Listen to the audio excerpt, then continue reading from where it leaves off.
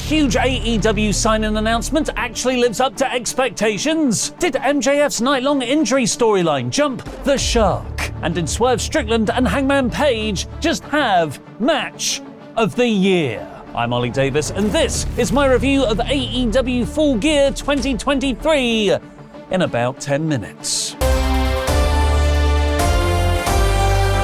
Support WrestleTalk! The 0 Hour pre-show coincidentally opened the exact same way as our Name Every Member of Bullet Club Survival Series special did, on Jeff Jarrett. Okay, well, I'm gonna start with, obviously, the biggest name, one of the OGs, Jeff Jarrett. Jeff Jarrett. Ding. Obviously. Shout out Double J. Jeff Jarrett. Jeff Jarrett. Double J, Jeff Jarrett, he was there. There it is. There we go. Double J was in Jay Lethal's corner, who was fighting Eddie Kingston for the ROH World Championship. It was a Team TNA match, so everyone interfered, but Eddie's friend, turned enemy, turned friend again, Ortiz, appeared to even the odds and help Kingston retain. A standard opener to liven up the crowd. Far more interesting was Kingston's announcement later on. He'll be entering the Continental Classic, where he'll also be putting both his ROH World and New Japan Strong Openweight Championships on the line in every match he wrestles. But because this is AEW, that isn't enough titles. The tournament winner will also become the first ever Continental Champion, with Khan announcing they'll become a Triple Crown Champion at World's End. But if Eddie's defending his belt in each of his tournament matches, couldn't he be beaten and lose them to someone then, and then that new champion might not make it through to the final? How would those belts still be on the... Oh no, I've gone cross-eyed. Claudio Castagnoli then beat Buddy Matthews, two very slick professional wrestlers who had a very slick professional wrestling match. Claudio won with the sharpshooter, and Matthews pushed past him afterwards. On a 5-hour show, I'm not sure this needed to be here. The kickoff show ended on the only match that really counted. MJF teaming with Samoa Joe to defend the ROH tag titles against the Guns. It was a fun match, but it was the same deal as All In and WrestleDream, a very well built up feud which is underserved by a short, mostly comedy match. Just like Aussie Open and The Righteous, I don't see the Guns getting much elevation here. And then came shenanigans! Adam Cole made his first in-person AEW appearance in months. The shock of his entrance music being enough to distract the Guns, helping Joe lock in the Coquina Clutch to win. Joe shook MJF's hand in victory, reminding him of that deal with the Devil, his future title shot. The Guns then took out MJF's left knee with a chair. Max was stretchered out, put in an ambulance, and driven off as he screamed to Cole, "Don't let them take my championship!" At first, I was enthralled. What a great soap opera hook, minutes before the main show starts. I must buy the pay-per-view to find out what happens next. I love a night-long narrative. This is like the Attitude Era. But the Attitude Era wasn't all super main eventers and great soap opera. It was also full of plot holes. The main card opened with the Patriarchy versus Sting's Coalition. A choir of all Christians' adopted children sang his theme tune in an awesome entrance. Unfortunately, they weren't all wearing turtlenecks. This was a brilliantly fun opener, with Flair chopping Christian, an awesome Derby bump from Luchasaurus chokeslamming him over the top rope onto the apron, and Sting doing his falling splash as opposed to a flying splash. Christian accidentally hit Luchasaurus with the belt and then ran away from Adam Copeland through the crowd, letting Edge get the pin. Cage and Copeland never touched, saving that for the next match, in which case I prefer them not to have gotten physical in the build either. The big world title drama then got its big twist. Tony Schiavone was about to announce the main event was off, meaning Jay White would de facto become the AEW World Champion, but Adam Cole interrupted to announce he'll be taking MJF's place. It was awesome, but also...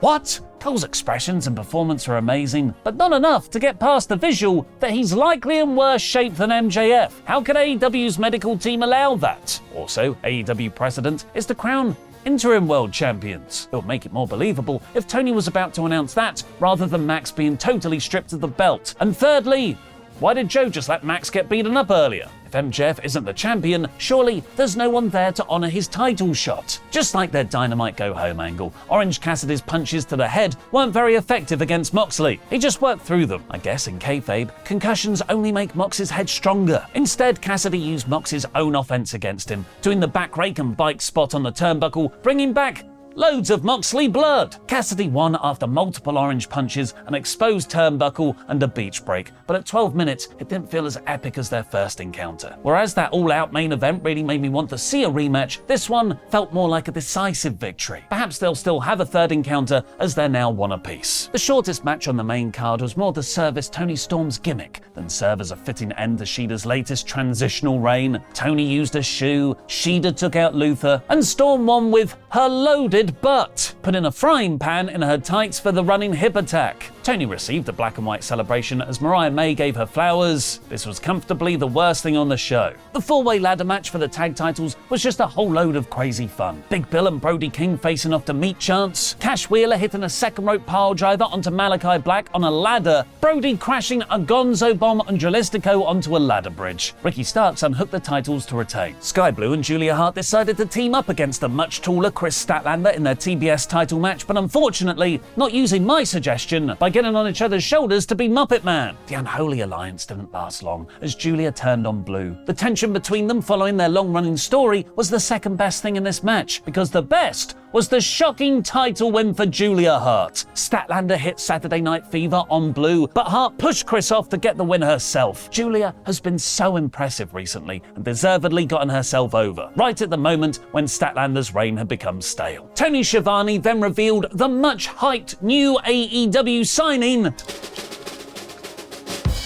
the guy who's been wrestling already in AEW for over a year anyway, Will Ospreay. I'm being clear.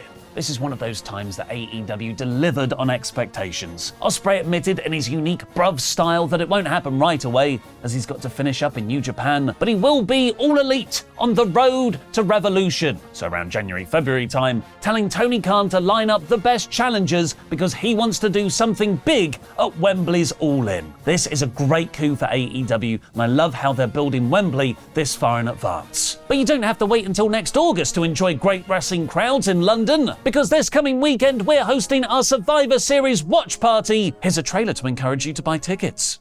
Do you have plans to watch Survivor Series? Well, why not come and watch WWE Survivor Series live and in person with the WrestleTalk team with over 100 other wrestling fans, along with a live version of our Parts of Unknown board game series, No Holds Barred, at the Long Arm Pub and Brewery in London. Not only will we be watching Survivor Series together, but we'll be doing our live reactions to the show from the pub, which means you will have the chance to be on camera and part of the WrestleTalk live experience. This is the best way to watch wrestling pay-per-views, and tickets are available right now. Get your tickets today and we'll see you there to be part of moments like this. No, it's Kyrie! It's Kyrie Sane! It's Kyrie! Oh my God! Kyrie Sane is back! It's Kyrie! It's Kyrie Sane! Get your tickets using the link in the video description below. Then came our match of the year contender, Swerve Strickland versus Hangman Page, in a Texas deathmatch stipulation that just became a vehicle to show the carnal nature of man. Hangman, twisted by vengeance, plummeted to his most violent, health and safety and basic hygiene disregarding depths. Swerve hit a 450 on Hangman covered in broken glass. Hangman shot staples into Swerve's chest and face. Swerve hit a Death Valley driver on a cinder block on the apron. As if a cinder block wasn't hard enough, he had to do it on the hardest part of the ring. But it's another spot I'll likely have to enter therapy for. One of the most depraved things I've ever seen in a wrestling ring. Hangman Page laying beneath Swerve's head and drinking the blood dripping off his face. That moment took me and the crowd, by the sound of it, to some new weird place of violent depravity, to some carnal base instinct warfare. In that moment, I believed Hangman was genuinely beating Swerve for what Strickland did to his family. That spot overrode the rational part of my brain. I became so invested, I forgot I was watching a scripted wrestling match, and they hooked me in for the rest of their half-hour bout. Just like Hangman had his mouth open to drink some blood, my mouth was hanging open at their 25 minutes of hardcore insanity. They beat 10 count after 10 count. Hangman fought off Brian Cage and Prince Nana, but just like how Page beat Moxley, Swerve choked the Hangman out by hanging him, wrapping a chain around his neck and looping it around the ring post and yanking back. There have been more violent matches. There's been sicker spots. few have combined the two with the emotional intensity of this feud. Once again, Swerve versus Hangman is match of the night. It's not often you doubt the Young Bucks and Kenny Omega's ability to follow a match, but that's how good Hangman's Swerve was. It took them about 10 minutes to get the crowd properly into the action. The story was the Bucks working over Jericho's arm because they don't want him to be friends with Kenny anymore. I'm starting to think the Elite are pretty toxic for each other, and if the Bucks win, Jericho and Kenny would have to break up. Come on, Bucks, I've never been more of a fan! Because it's a story that would work much better, you see, I was into Jericho and his relationship with Omega, but I just want Omega to be all awesome as a singles wrestler again, and Jericho is about a year overdue for a break from our screens. They've obviously got a longer running story in mind, which is why Kenny teased hitting a V-trigger on Jericho, and obviously foreshadowing spot to when they split months down the line and have a singles feud. I just got super excited and wanted him to break up and turn heel now. The Bucks, though, went even more heel, low-blowing Jericho first, and also low-blowing their friend Kenny, but they got too sucked into their hatred of Chris, letting Omega win with a one-winged angel. The Bucks threw a tantrum around the ring afterwards, as Kenny still has their number. Because it seems like just anyone could defend anyone else's belt these days, Adam Cole hobbled down on crutches to defend MJF's World Championship against Jay White, after Samoa Joe had defended Adam Cole's ROH Tag Team titles with MJF 4 hours. Oh no, I've gone cross-eyed again. In true Attitude Era style, MJF burst back onto the scene driving a presumably stolen ambulance to fight instead. Even amongst the silliness, it was heartwarming to see Cole and Max reunited. What followed was a half-hour-long working over of MJF's left knee using all the Bullet Club Gold tactics. The Guns were eventually ejected from ringside, and Cole screwed up not just once, but 2 separate weapons spots. First, White took the ROH tag title from him to use on MJF, and then he placed Max's diamond ring on the canvas for White to get to it first. Have we not learned anything from Santos Escobar? That, combined with the commentators saying Cole might actually be a distraction for Max at ringside, and the figure 4 spot later where Adam teased throwing in the towel, put Cole's friendship with MJF back in doubt. There was no devil appearance on this show. Maybe it's because the person who it is, Adam Cole, was physically there. The two haven't yet crossed over. Max eventually used the diamond ring to hit White and retain, getting not just his best friend back, but also his world title. It was still a predictable result, and the soap opera shenanigans undermined the singles grudge match intensity. There's definitely an argument to say this was massively overbooked for the show, but by the end, with MJF getting the babyface victory, it's hard not to smile ear to ear. AEW Full Gear is 85%. Now go watch us fantasy book The End of Asuka's Streak.